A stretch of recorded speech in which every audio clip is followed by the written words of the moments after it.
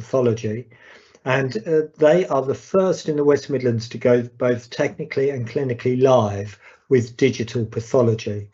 Key individuals have gone the extra mile and were nominated this month are Andrew Johnson, who's the manager, Rashmi Rao, the digital clinical lead, Dan Nation, who's the IT lead, as well as the admin and lab team for their support. So well done, cellular pathology team. Really great that you were first in the West Midlands. Really impressive. And then also for April, our employee of the month was Gemma Davis. So Gemma started and maintained quarterly meetings with all of her CNN colleagues to discuss current topics, share learnings, articles and expertise in order to increase their knowledge and skills for the whole community nursery nurse team. She's helped increase the quality of the contact the staff have with families. Gemma's a great asset, the nominator said to the team, and her innovative ideas have been great for the learning and confidence of the whole team, as well as providing for peer supervision. So Gemma, thank you very much. You're our employee of the month for April. The employee of the month for May is Nicola Ashforth. So Nicola went above and beyond by supporting a challenging patient who was refusing to be discharged. The patient was very anxious about their symptoms and how they would manage at home.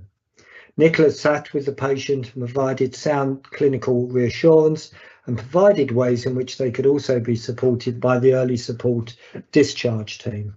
This resulted in the patient gaining enough confidence to be discharged with virtual support. Now, Nicola demonstrated immense compassion and patience to turn this situation around. The nominator said, "I'm very proud that she's a member of the respiratory team." Nicola, big round of applause. And for members of the public who are watching, the evidence is really clear. Your health outcomes are by far greater if you're home as quickly as it's safe to get you home. Hospital acquired deterioration is a real issue. So if our teams are recommending you're able to go home and you should go home, we'll support you in any way we can, but you will be, in terms of health outcomes, much better at home than you will be in hospital. And then our team of the month for May 2023 is Lynn Stamp and her team.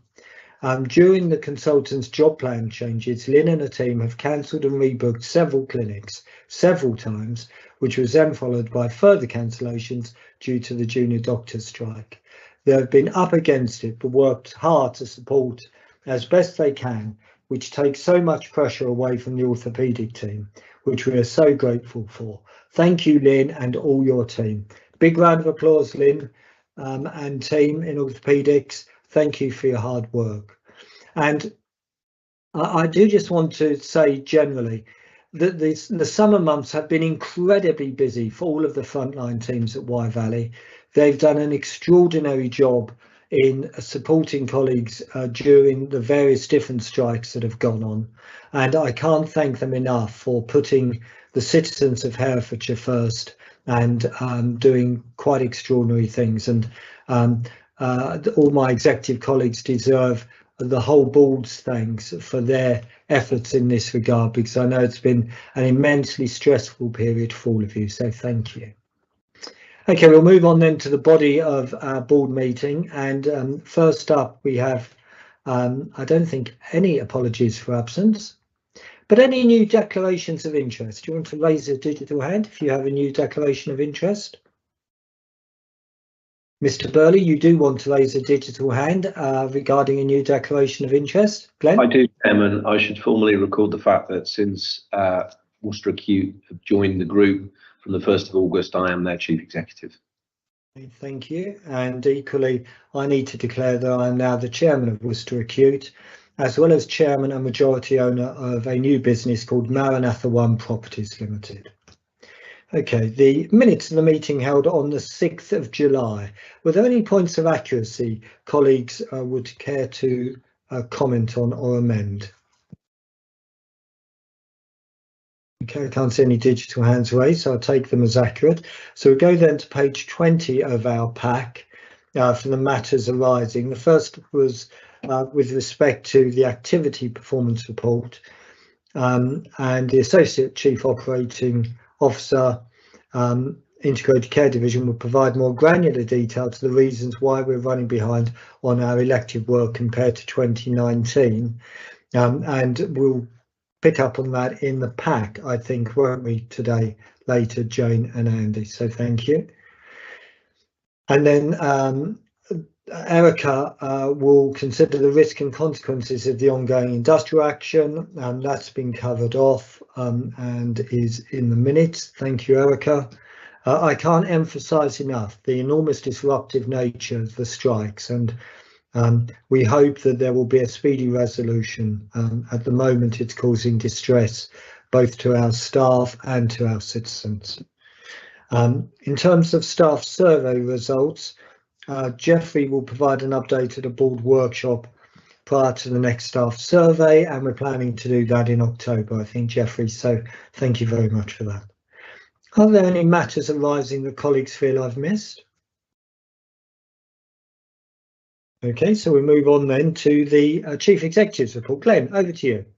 Thank you, Chairman. Sadly, I start with the case of Lucy Letby, which has been obviously reported across the NHS and publicly. It's a sickening case, and there will be a lot of learning for the NHS.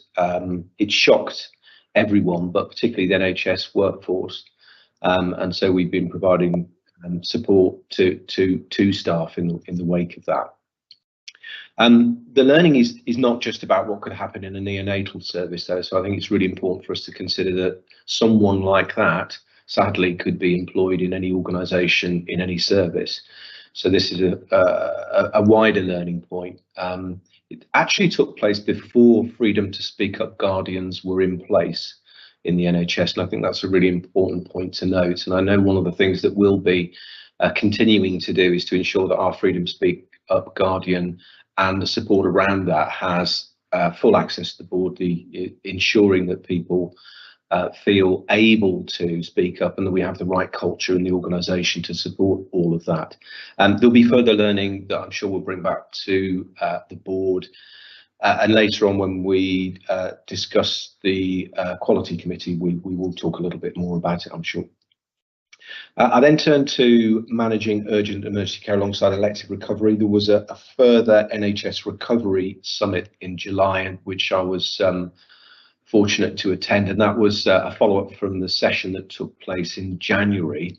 There has been some good progress. It has obviously been impacted by strike action across various groups of staff across the NHS. The regional position has improved, and we've played our part in that, and we'll be reflecting on our own performance when we have our AGM later, because it's been great to see the level of elective recovery. And part of that is that relationship between how you manage elective care and how you manage urgent care. And so one of the things we talked about, particularly in the summit, is the need to ensure that we deliver care in the best setting, that we ensure that patients don't spend any longer than they need to in an acute setting, particularly. And as you referenced earlier, Chairman, hospital-acquired functional disorder, just making sure people understand that the acute setting is great for lots of things, but if people stay longer there, there's an impact on muscle wastage, there's an impact on the recovery, there's an impact particularly for frail older people on the rest of their lives. So we will be spending a bit of time across the group on this, actually looking at how we educate both internally our clinical staff, but also externally the public on the importance of getting people home first. So that takes us to winter planning, and it's been really good to see for the first time ever the winter planning guidance has come out before winter itself has started, which is a good sign. We've been responding to that. Also, as part of the work I've been doing on the urgent and emergency care recovery plan, we've been sharing the best practice with all organisations. So previously, Tier 1 and Tier 2 trusts were getting a lot of intensive support, but that universal offer has now gone out there, and I've included in the section on the winter letter some of the components within the job cards that have been included. And I think the key for this winter is to get the balance right between what we do together as a system and the accountabilities of the individual organisations within that system. So for us, being an acute and community services provider, being really clear about what we need to put in place. But then also the job cards extend to mental health services, children's services, social care, primary care, which I think helps to ensure that we're all playing our part, because it will not be an easy winter. There's also a capital incentive linked to this year, which comes into play in Q3 and Q4, which I've referenced there. I think we're in a particularly challenged position, and therefore that's something that may be beyond us, but some of the improvements that we reference in the performance section of this meeting later will be coming into play. And therefore they will really help. And I'll also come back to some of those when I talk about some of our out of hospital services, which are equally as important later. NHS workforce plans, a bit of detail there on it. The £2.4 billion announced alongside that. We're still waiting to see just how much of that is true additional funding and how much of it is an assumption around improved productivity. Importantly for us with the workforce plan is the development of 3 counties medical school and the opportunity to train medical students locally as part of that. And all the evidence shows that the more people you train locally, the more you're likely to recruit and retain those into future clinical posts. We're really excited about that, which starts this year. Fit and proper persons test is a new framework there, which is explained in that section. And then on the integrated care division, I emphasised earlier the work that is going on out of hospital is just as important to achieve flow, both in terms of admission avoidance, but also discharge. So we talk about some of the work we're doing to support Pathway 1 and other elements of discharge to assess there, which is one of the big moves supporting domiciliary care that we agreed as part of our revised strategy earlier on in the year. And then finally in the report, we reference the individual and team winners of the Going the Extra Mile Award. So I'm happy to take any questions. Thank you very much, Glenn. Lots going on. Any questions or perspectives to Glenn? Ian? Yes, thank you, Chair. I just wanted to feedback briefly as Chair of Quality Committee from our meeting last week, where we considered the implications of the Letby conviction. And as the Chief Executive indicated, there is a quality section, as it were, later on the board agenda, but as our meeting was last week, there's no formal report back, and I will include it in my written summary next week, but I thought it'd be helpful just to have a verbal update now. So we had a session at Quality Committee in the presence of our Freedom to Speak Up guardian, where we reviewed our Freedom to Speak Up arrangements, and particularly in relation to some points that have been raised for all trusts by the NHS nationally. Broadly, we think we have a strong Freedom to Speak Up approach and culture in the trust, but if Letby's taught us anything, it's that we can't be vigilant enough in supporting staff to speak up, as well as ensuring the quality and safety of our services. So there are areas where we think we may be able to strengthen what we do. That work is to be completed and is being led by the Chief People Officer in conjunction with our Freedom to Speak Up guardian. And what I would suggest, Chair, is that actually when that work is completed, we actually bring that back for a fuller discussion at board. So we're fully sighted on where we think we are, what our issues are, and how we think we can improve things for the future. No, thank you very much, Ian. I mean, just building on that, I can't emphasise enough for all of our midwifery and maternity team how proud I am of the work you do day in, day out to care and bring safely into the world babies and to support parents during the exciting but also worrying time of a loved one arriving. And we obviously do need to ensure that all of our processes of speaking up are as broad as possible, but equally we do need to celebrate those teams who are doing fantastic work. And Letby was an evil individual, and our hearts go out to all of the families affected by it. Glenn? Yeah, thank you, Russell and Ian.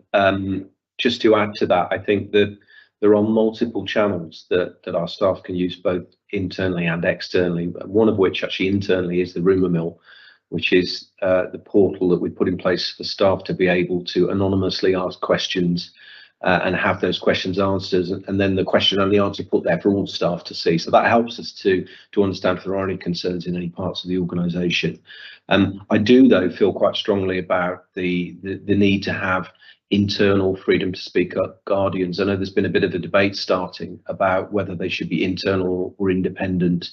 I think there's something about the approachability of those individuals being part of the team that mean that individuals are more likely to go and talk to them and to understand the context in which they're operating. There are lots of external channels, including CQC and other bodies that people can go to, and I think it's right that we have multiple channels, but we as an exec team certainly welcome having freedom to speak up guardian who's able to tell us about things, and ideally tell us about things very early on in the gestation so that we can deal with them and tackle those cultural problems within the organisation that sometimes can exist.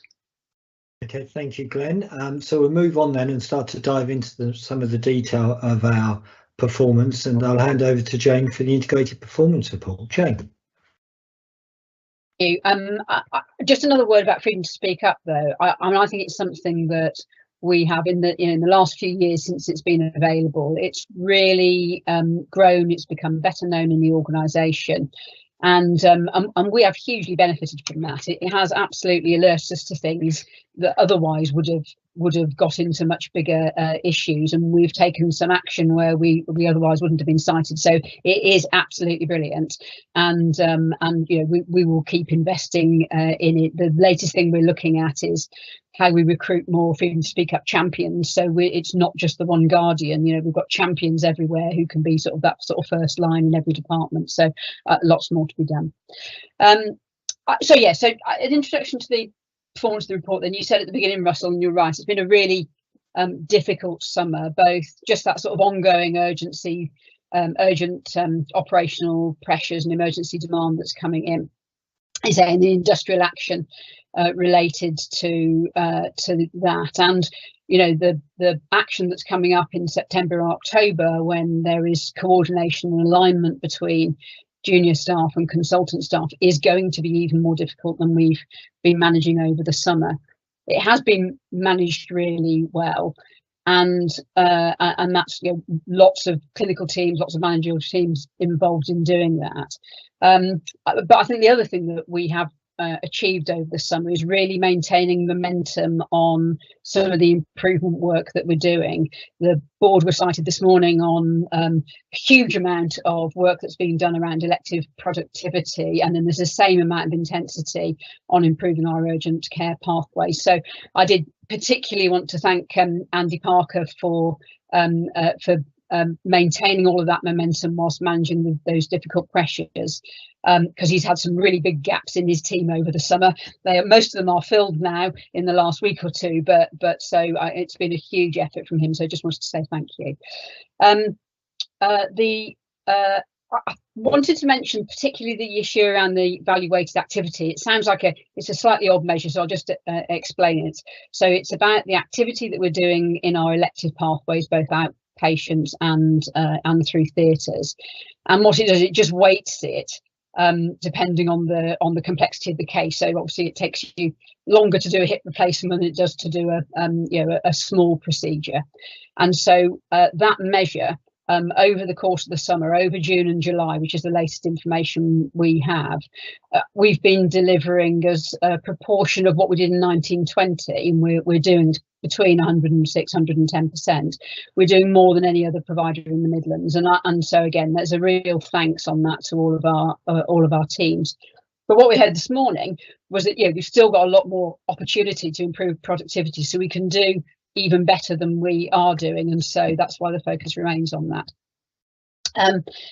The other thing we've been doing across the summer has been maintaining that focus on staff experience as well as what we're doing with patient experience and waiting times. And so Jeffrey's been leading a really big piece of work on staff engagement and getting all of our staff views. And there's a really rich source of information now of things that our staff are saying to us. So that is going to come back. But again, it's been a huge effort and lots of people involved. Because we all know that if we get fantastic staff experience, that will play through to brilliant patient experience as well. So the last thing I really wanted to say was around the strategic work that we've been doing on workforce, going back to what Glenn was saying about the national workforce plan. And I think we've very much been ahead of the curve on this, around looking at what we can do with nurse associates, what we need to do around grow our own nursing workforce locally to support local people right through from healthcare assistant coming in to registered nurse and as far as they're able and want to go.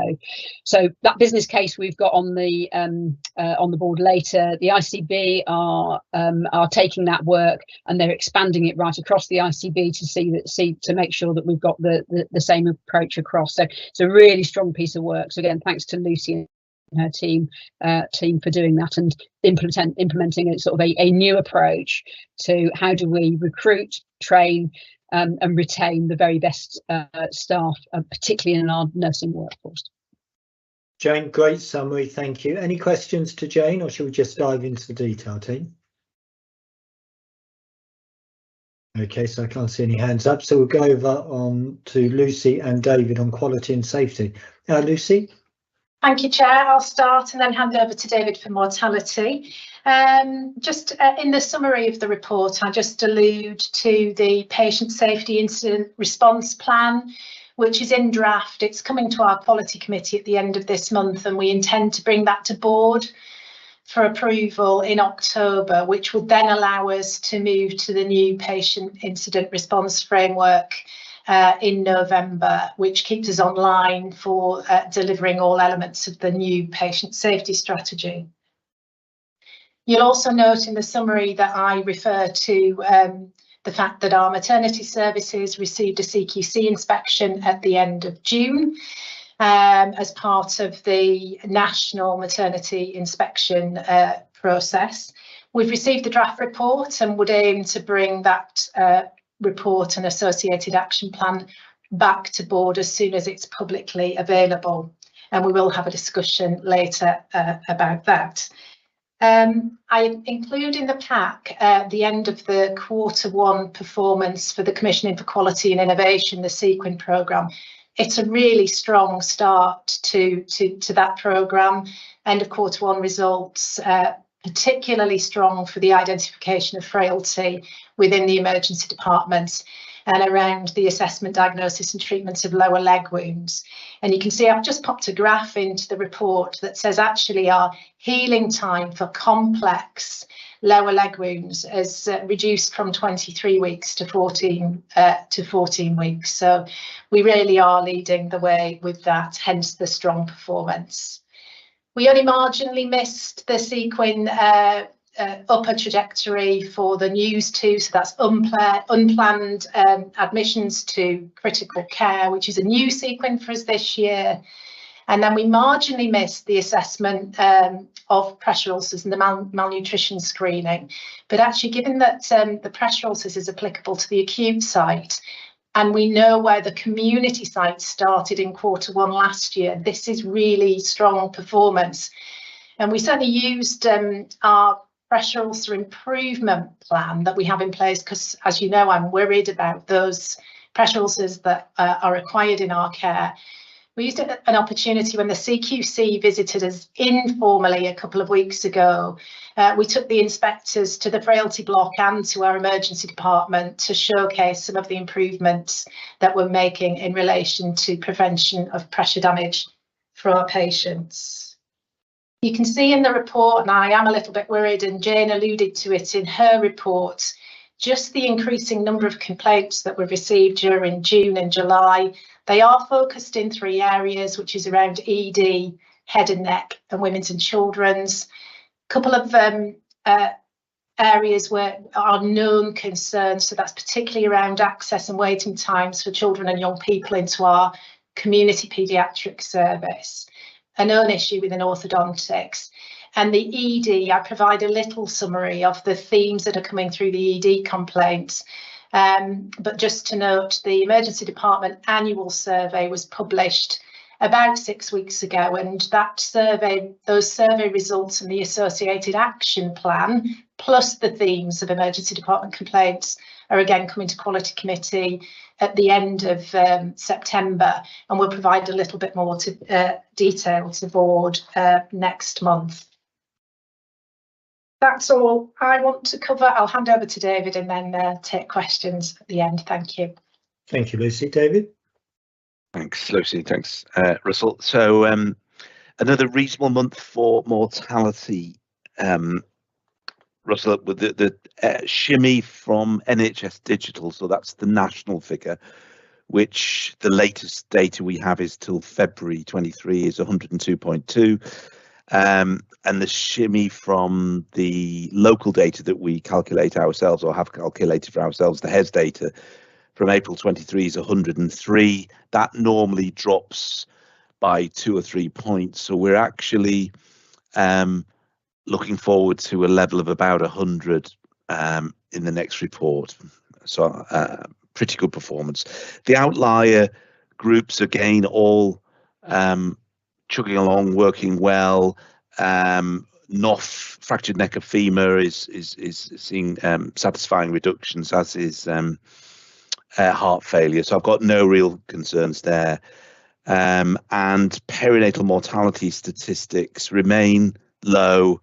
We remain on track to reach the national ambition by 2025 of halving the stillbirth rate from 2015. And that's it for me. Thanks, Russell. Thank you, David. Any questions to Lucy or David? Francis? Thank you both for some really positive data for us, and really impressive. I think the sequin around frailty, and if we think about the impact, and we've talked twice already in this meeting about how being in hospital is not good for you if an acute environment isn't what is indicated, then identifying early and treating people accordingly is going to be really key. Reassuring data again, David, about mortality, and again just linking back to the Let B issue. That was a particular issue around neonatology, but actually anybody in any service could either with malintent or due to competence be causing variations. So our forensic analysis of the data and looking and comparing ourselves to peers and to others is absolutely critical. So to reassure the public, we use multiple ways. It's not just about speaking up. We rely on David and Lucy and other colleagues to be triangulating the picture, and as well as obviously enormous feedback from patients and their families. So keep up the good work. Thank you, Francis. And any other questions or perspectives to Lucy or David? If you can just pass on our thanks, as I indicated at the start. I mean, Andy's obviously juggling all of these balls, but it's your teams who are doing all of the work in the very challenging combination of a phenomenal increase in demand, as Jane has indicated, but also real challenges in terms of workforce capacity. So thank you. Okay, so we'll move on then to our operational side. That's a nice segue into Andy. Andy, over to you. Thank you, Chair. Just start with our urgent and emergency care plans, as Glenn alluded to at the beginning of the meeting, particularly in terms of the winter planning. As a trust, we are focusing on particularly our changes in our acute floor. That meets 3 of the sort of work tickets that Glenn mentioned in same-day emergency care of frailty and inpatient flow and length of stay. Through our expanded SDEC model, our same-day emergency care model, over the next week, which combines a frailty same-day emergency care model and our virtual ward under one roof, which starts as of next week. So although, again, we continue to perform really well on our ambulance handover, and our time to be seen, and our minors 4 hours and paediatric 4-hour performance, our general 4-hour performance still remains challenged. So based on work that the team have done over the summer by visiting colleagues across the foundation group, but George Elliott, in terms of their good performance there and the learning they've taken from there, as well as this week a visit by the emergency care intensive support team that undertook a peer review of our plans, and in generally it was really well received. There, the ESIS team give a thumbs up to the plans. There are some really good recommendations that come out of what they gave us, and we're waiting for some of that formal feedback, but we invited them in to provide that critical friend in peer review, and it was really well received by the teams. They're going to continue to work with us, particularly on some of our demanding capacity modelling and workforce challenges across medicine, medical workforce and nursing, but it was a really useful exercise. And with the implementation of a expanded SDEC next week, we know we've got missed opportunities in terms of same-day emergency care where patients remain in RED or are admitted to our wards. So an expanded SDEC should really see us improving our flow in the next coming months. Jane already alluded to our elective activity and our value-weighted activity performance. And as Jane's already mentioned, despite the 3 strikes in July of the junior doctors, consultants and radiographers, we continue to see good performance against our activity plan on outpatients, day cases and electives. They were all above plan, and our diagnostics was 28% above plan, which was excellent news despite all the pressures we've had.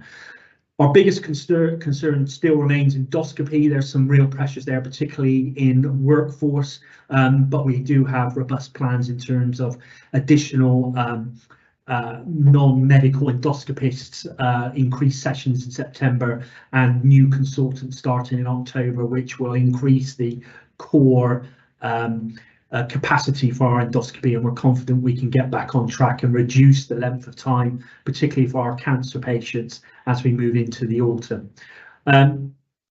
At our workshop this morning, we discussed our involvement with the Getting It Right First Time Faster Further programme. So as a foundation group, we're involved with that with 25 other trusts. It's across all specialties, but we're particularly focusing on our 7 specialties, which have the greatest 65 and 52 week challenge before the end of the financial year. We've got some additional support in to help our operational teams, and we're looking at improving our validation and communication with patients who are on our long waiting, or who are waiting for a significant length of time on our waiting lists. How we improve our referral management and advice and guidance to primary care, reducing our do not attends across outpatients and theatres, and reducing our follow-up appointments and increasing our news, particularly through increased use of patient-initiated follow-ups. And we've seen across the board over the summer, despite the challenges, an increase in our patient-initiated follow-up patients that go on to that pathway, an increase in our outpatient utilisation, and a reduction of our do not attends. But we know there is much more to do, and the teams are working through the handbooks that have been given to us by the Getting It Right First Time team, and working with other trusts and across the foundation group on sharing best practice and implementing new ways of working.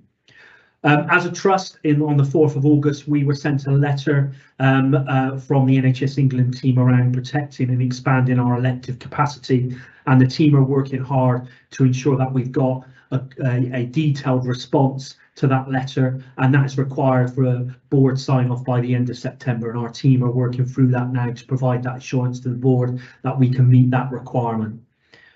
As Jane already alluded to, we had lots of work going on over the summer, including the Theatre Improvement Week, which we touched on our board workshop this morning.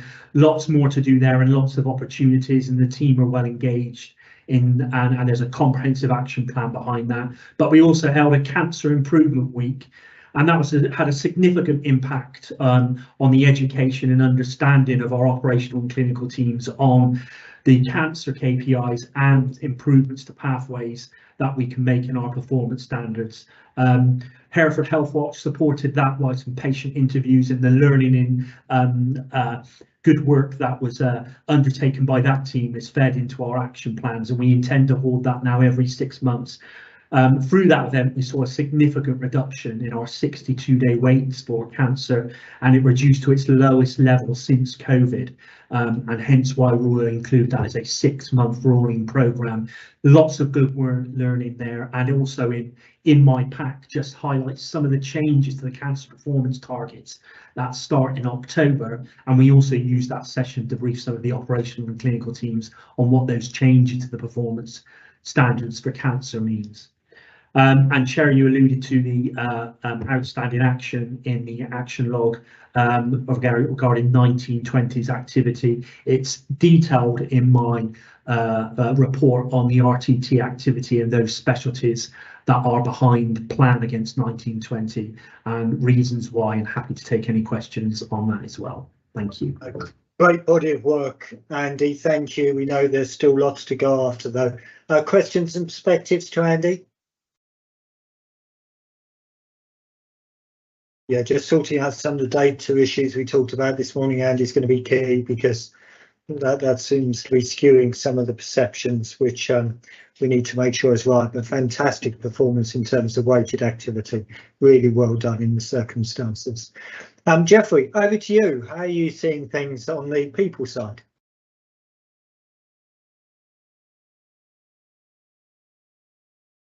Jeffrey, your pearls of wisdom are being lost because you need to come off mute.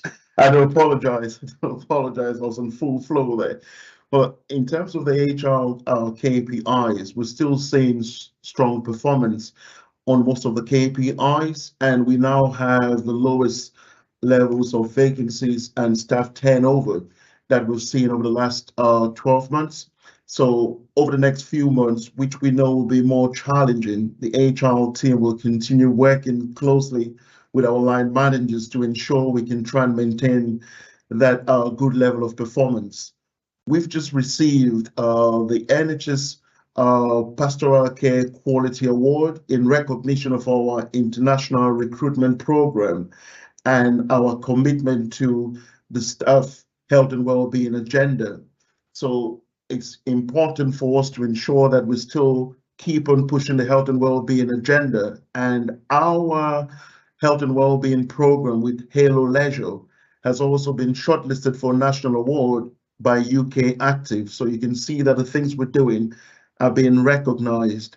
This week we are promoting the Know Your Numbers campaign, which is the national program about the dangers of high blood pressure. We're trying to educate our staff and raise awareness.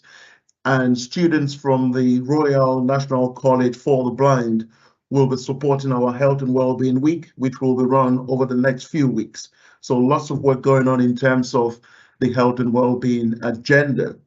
We continue to work in partnership with Job Centre Plus officers, and they will be using our facilities, our recruitment hub at Franklin Burns, to conduct recruitment activities and training programs for local people. So we're still engaging with them, and they will be supporting that piece of work. And finally, from our perspective, we covered this already, the comprehensive In Touch staff survey campaign is now over, and key actions and feedback received from staff will be presented at the next board meeting in October. So some good news in terms of KPIs, but we will keep on working closer with managers over the coming months. Those are the key highlights from our report. Russell, happy to take any questions. Thank you, Jeffrey. Very clear. Thanks for your hard work. Any questions or perspectives to Jeffrey? Ian? Thank you, Chair. I just wanted to pay tribute to Jeffrey and his team, actually, and the hard work they've done over the last 12 months and more. And it's a credit to the team, actually, the performance that we're seeing now. These are the most challenging times for the NHS, for our services, for our staff. So to actually be reducing our vacancy rates, reducing turnover, reducing sickness is a huge credit. And I also, Chair, wanted to make the link back to our early discussion about freedom to speak up, because our staff will speak up when they feel valued and when they feel supported. And you make the point in the report, Jeffrey, that it's Freedom to Speak Up Week next month, and that will be running alongside our wellbeing programme, because that's also a signal to our staff that actually we consider their well-being important, alongside obviously the importance of the services that they provide.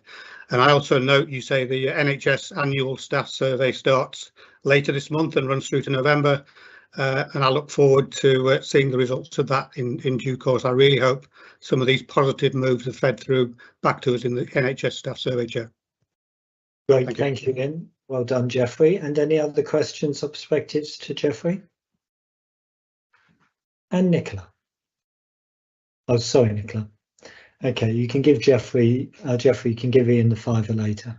Okay, team, we'll move on then into the money. And Katie, lots of headwinds for us, Katie. It was a challenging plan.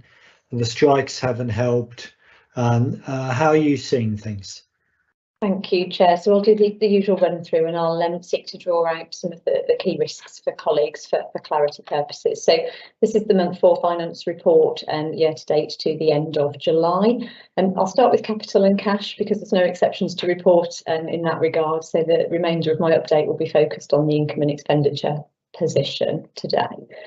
So to the end of July, we had a deficit of £10.1 million, which is broadly on plan for where we thought we would be at this point in the year.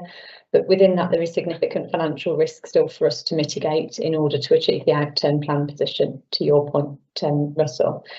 I'll draw some of those out for us. Just before I do, in terms of that broader system context, Herefordshire and Worcestershire overall, from a financial perspective, is behind plan year to date, and a number of pressures driving that. So inflation, industrial action impacts, and the need to put on additional activity and capacity to deal with some of those performance standards and weights that Andy alluded to earlier. From a Wye Valley perspective then, in terms of expenditure, so 3 key areas. So agency spend, nurse and medical agency spend reduced slightly again in month and stands at just under 8% of the pay bill. So we're sustaining that step reduction that we saw from last financial year, but sustaining that throughout the remainder of this financial year with the ongoing impact of industrial action and winter pressures coming will be a challenge, and we need to sustain that reduction and indeed increase it further to deliver our CIP targets. Just as an example, in terms of some of the impacts of inflationary pressures and what it means for us, where we would have anticipated delivering recurrent CIP efficiency savings on certain areas, we're seeing instead cost pressures linked to inflation, and we're therefore using some of those savings opportunities to mitigate the impact of those cost pressures from inflation and effectively standing still rather than being able to reduce that underlying deficit, which is what we would want to do. In terms of efficiency overall, then against the £15.7 million target, we're behind plan at this point in the year, and we've been able to mitigate the financial impact of that non-recurrently to deliver overall in line with plan. But clearly that becomes increasingly risky in terms of sustaining that across the remainder of the year. In terms of the gap against our full year plan, if you before we adjust it for delivery risk, the gap is around about £6.4 million that we still need to identify and secure confidence in delivery of before the end of the financial year, and clearly that's before we overlay some of the non-recurrent mitigations that we've used in the year to date. So as you'd expect, significant focus on CIP operationally. It's probably my biggest area of concern from a financial perspective at this point in the year, and we know, as we've said through other parts of the IPR, the impact of industrial action and some of the demand on our services really hampers that operational ability to focus on CIP to the extent that we would ordinarily anticipate. But nonetheless, we're scoping a number of technical opportunities, and with Andy's support, we're looking at a series of cross-cutting areas across the divisions to give some dedicated focus to those areas. From an income perspective, we've already touched on when Jane talked about valuated activity. So measuring our elective income performance is not straightforward this year, and there is quite a lot of complexity in the payment model. And up to and including month 4 nationally, we've been required to report elective income performance in line with plan, but that will change from month 5 reporting. So both locally and nationally, we'd expect to start to see some variation in elective reporting. If we just look at the year to date to the end of July, we think the risk for Wye Valley stood at around about £500,000. But as we've already alluded to, we've had really strong elective performance over the summer, and we anticipate that providing some mitigation to that position. That was all I wanted to draw out from the report specifically, Chair. And as I said, the thing I'm most concerned about at this point would be our SIP efficiency and closing that gap. Thanks, Katie. As ever, very clear. Questions and perspectives, Glenn?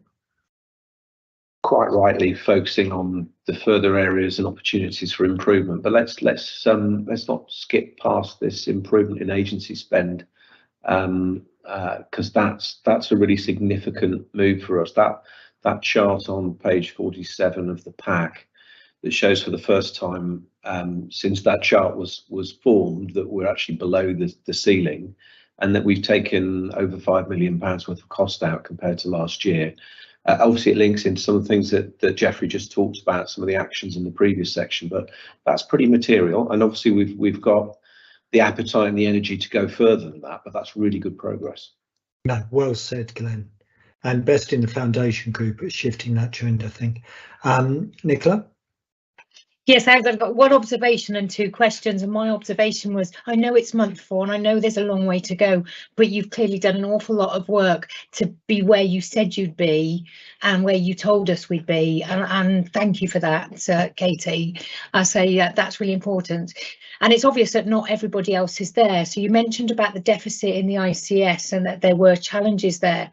Can I ask, is that likely to come back and affect us? So if the ICS is not performing overall and other organisations within it, are we likely to feel an impact of that and be asked to do more?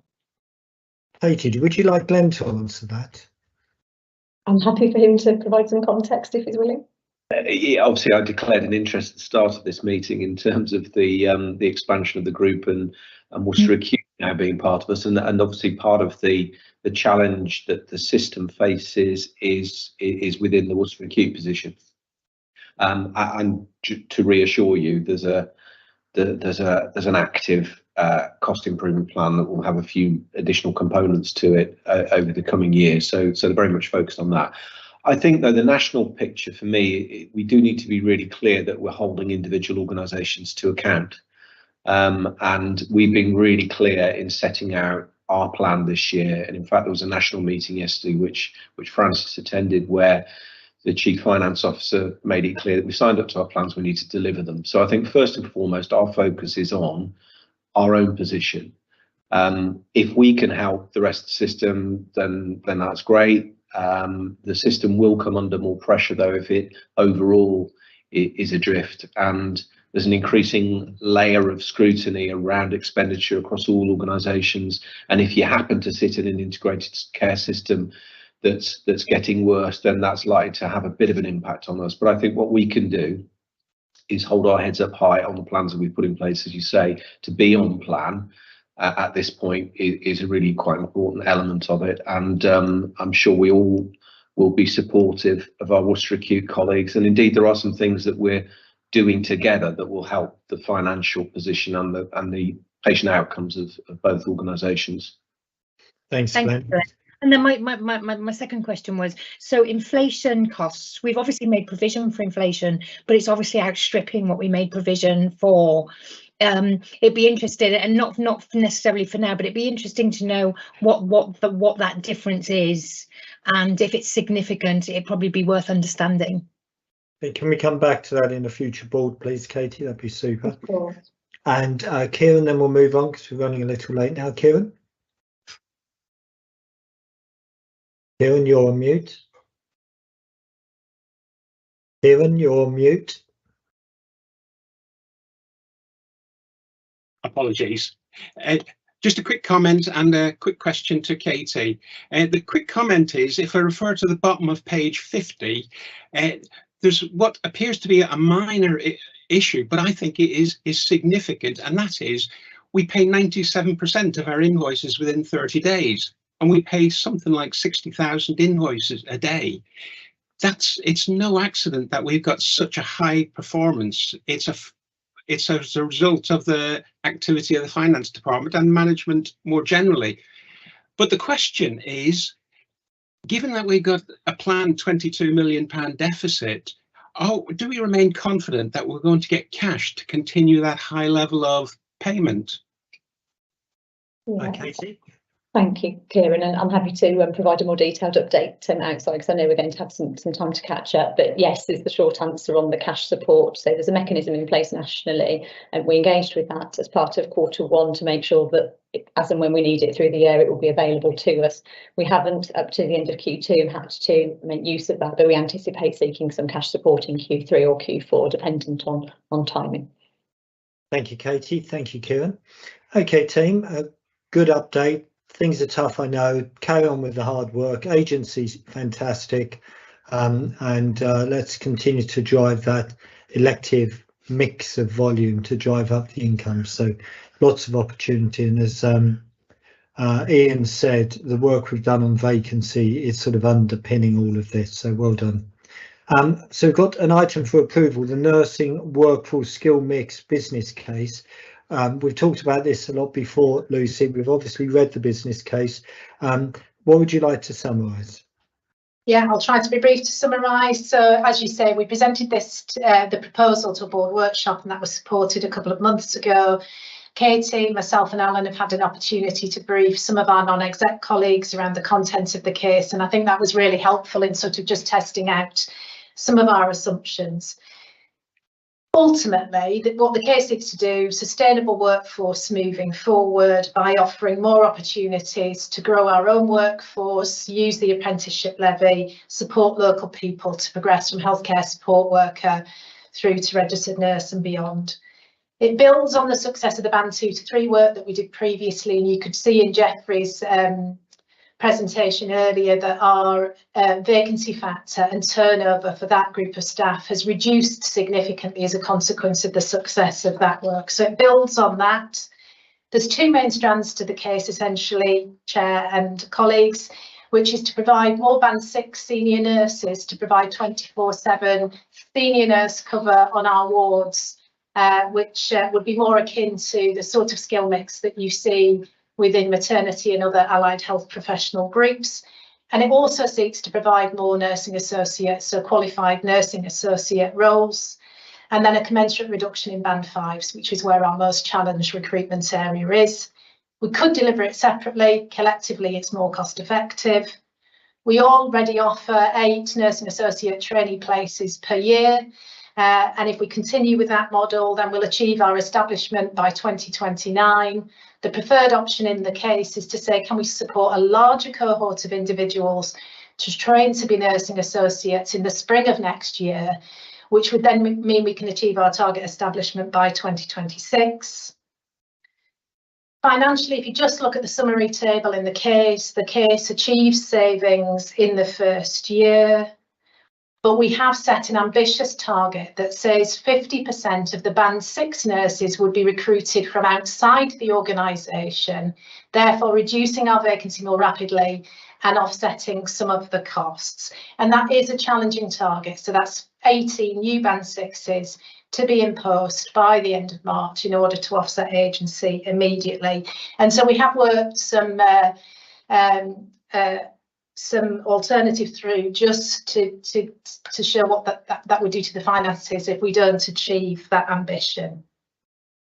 And lastly from me, since the board workshop presentation, we have had some Health Education England monies made available to us that supports training nursing associates by offering £4,000 per student per year, which would obviously make a large contribution and therefore more savings for us in the longer term.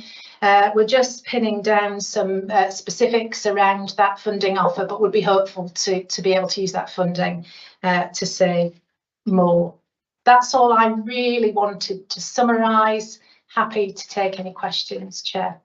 Thanks, Lucy. Just before we go to questions, Katie, does this business case have your support? It does, Russell, and as Lucy alluded to, we've modelled some sensitivities which still show it as a positive result, albeit slightly slower paced in the event of those sensitivities holding true. Thank you. Questions and perspectives, Glenn? We touched on this a little bit at the George Eliot board earlier on in the week, where we had a nursing associate come and talk to us about her career progression, and it reminded me of the fact that, I mean, ideally what we want is quite a fluid response to the development of individuals within the organisation, so that certainly the budgets themselves are not a constraint to retaining people if we can provide those roles. So I suppose it's just an encouragement to keep that flexibility as we develop both at the higher end and the lower end and the middle end, actually, of the clinical structures that we have, that we don't see the budgets as a constraint, because the alternative is that we fill gaps with agency and we don't continue the improvements that we discussed earlier in the meeting. No, absolutely, Glenn. And Ian? Yeah, thank you, Lucy. Very happy to support this. I think it's an excellent proposal, meets a lot of our challenges, and again sends a message to staff about career progression and support. So on that front as well. The bit I wasn't quite sure about was we have to move fairly quickly in terms of securing our additional people for the nursing associate training next year, and we're carrying quite a high vacancy rate at the moment. And I wasn't quite sure whether there was an issue there. Do we have a cohort of healthcare assistants ready to go, or will that recruitment, will that present us with any challenges? So to answer, it could, Ian, and I think we've said in the assumptions that is one of the risks with the case, is that we might not be able to recruit the 25 that we'd wish to support next spring. However, in anticipation of this proposal and the case being approved, we've done some surveying of our current healthcare support worker workforce to ask them, have they considered being a nursing associate? Would they be interested in undertaking that training next year? And if they're not ready to undertake that training next year, what do we need to do to support them to get them ready to do that in the future? And given the feedback from that survey, we're pretty confident that we might not get all 25, but we should get a significant cohort that are ready and do want to train next year. And then we already know what we need to do to get others ready for future cohorts. Great, thank you. Thank you. And Glenn and I, when we were talking with the George Eliot board earlier on this week, were saying this is exactly the type of thing anchor institutions should be doing in the local communities, giving young people opportunities to develop their careers in meaningful ways where they don't necessarily have to go to university, but can manage life's challenges in a different way and do things in the NHS, which have enormous impact on life outcomes. And I would just say to anyone watching this, considering a career in the NHS is an absolutely, despite what you hear in the media, a wonderful place to work. Day in, day out, you can care and look after people. You can make an impact on different people's lives. And whilst the salary may not be as high as it is elsewhere, trust me, the pension will be the best in the world. So never forget that. But it is a wonderful place to work, and gives one a real sense of purpose. So if you're not happy to support this business case, could you please raise a digital hand? Lucy, Jeffrey, Katie, go away and make it happen. Thank you very much. So we're then on to the digital programme update. Katie? Thank you, Chair. So this is the standard report that we bring every couple of months that gives an update on both the core digital programme within the Trust and some of those wider digital priorities, both locally and across the ICB. So colleagues will see there's a range of programmes in train or due to commence, and the majority of those align to the national direction of travel with digital in terms of frontline digitisation, which is where we'd anticipate most of our funding coming up from for these programmes, and some of the national standards they'd expect us to be implementing. There's a level of detail on each of those in the report. In terms of the main risks really to delivery, it's the availability of those funding streams and the capacity within the organisation to support multiple programmes at the same time, alongside all of the other operational challenges that we've discussed throughout the call today. And just one point to draw out for colleagues, we've launched the work to refresh the digital strategy, because it's due for a further refresh. We had a really helpful workshop session on that as part of Digital Programme Board last month, and we'll bring something for discussion to Board workshop next month. Great, thank you, Katie. Any questions or perspectives to Katie? Hopefully not via TikTok, Andy Parker, given that I did hear someone say the other day, TikTok is a backdoor for the Chinese Communist Party to access everything on your phone. So let's avoid TikTok if possible, please. Okay, Katie, really good. Thank you very much. We'll move on then to the BAF and the Divisional Operational Risk Register. Erica, over to you.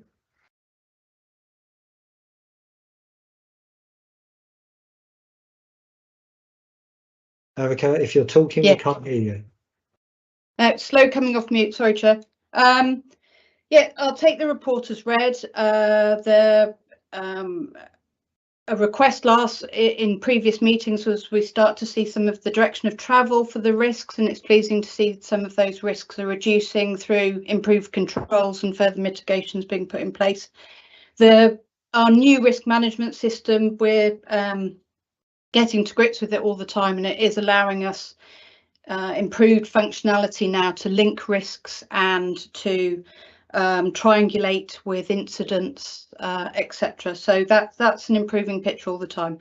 So the only thing I'd like to draw out is going back to the actions, Chair, where I was asked about an industrial action risk and why it hadn't been to board, and the answer at the time was it hadn't reached that threshold.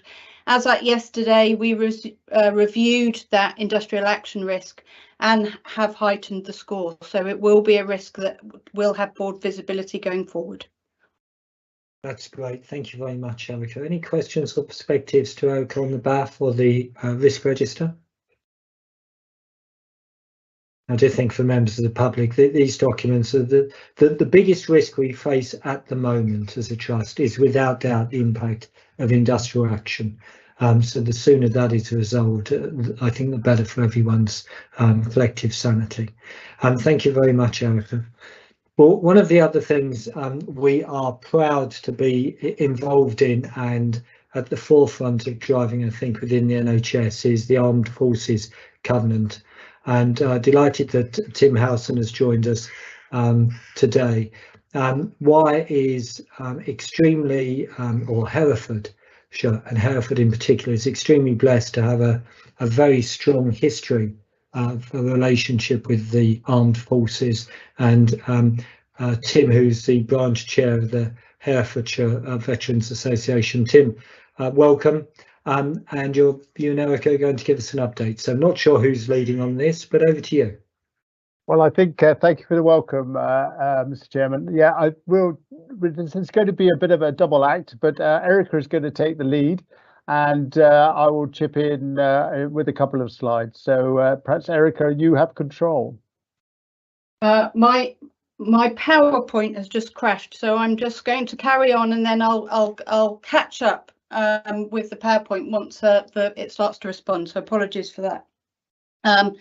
Yeah, it's really pleasing to have Tim here. So as a veteran himself, as an Air Commodore retired, Deputy Lieutenant for Herefordshire, Chair of Herefordshire's SAFA, which is a key Armed Forces charity, and Vice Chair of the Armed Forces Partnership, on which more later. I think it's really good to have his involvement here at the board. To start with, Wye Valley Trust we're proud to be a Veterans Aware hospital, and we have a silver award under the Armed Forces Covenant. The former, the Veterans Aware Hospital, focuses more on the patient, while the other focuses on us as employers. So we strive to be an exemplar of the best care for veterans and their families. We encourage all staff and patients to let us know if they've ever served in the UK Armed Forces so we can support them, etc. So what I'd like to cover today is what is the Armed Forces Covenant and the principles of no disadvantage and priority treatment for veterans and armed forces families in the NHS. Then I think Tim is going to cover the national and importantly the local context, because it is quite key in Herefordshire. We'll discuss the local services that veterans and armed forces families can be referred to and other resources available, and staff aspects and further improvements that are being made. I think first is establishing what is the Armed Forces Covenant. And that's a legal obligation on certain public bodies. It was reinforced through the Armed Forces Act in 2021, and we have to pay due regard to the covenant principles when exercising certain functions. And the Armed Forces Covenant covers the whole of the UK Armed Forces community, including those in the Armed Forces, whether regular or reserves, those who have served in the past and their families. And there are two key principles. The first principle is that the Armed Forces community should not face disadvantage compared to other citizens in the provision of public and commercial services. And special consideration is appropriate in some cases, especially those who have given most, such as they've been injured and bereaved during the process. I think it's key to point out that this is around parity, not priority. So and it's a message that Tim and I reinforce. Oh, somebody's showing this for me. That's wonderful. Thank you. It's me, Erica, but my IT competence on this is somewhat limited. No, that's brilliant. Thank you, Tim. Okay.